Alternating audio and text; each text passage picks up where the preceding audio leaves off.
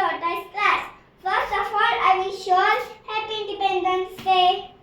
This day is most important for all of us. We celebrate Independence Day on 15 August.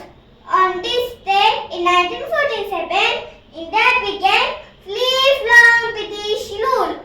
On this day, the national flag hoisted by our Prime Minister at the Red Fort.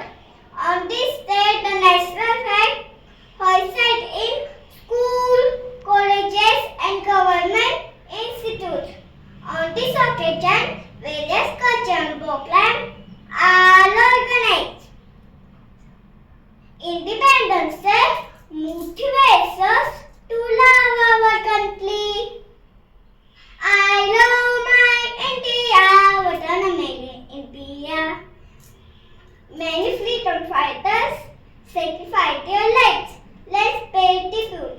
ए मेरे वतन के लोगों, जरा आँख में पल लो पानी, जो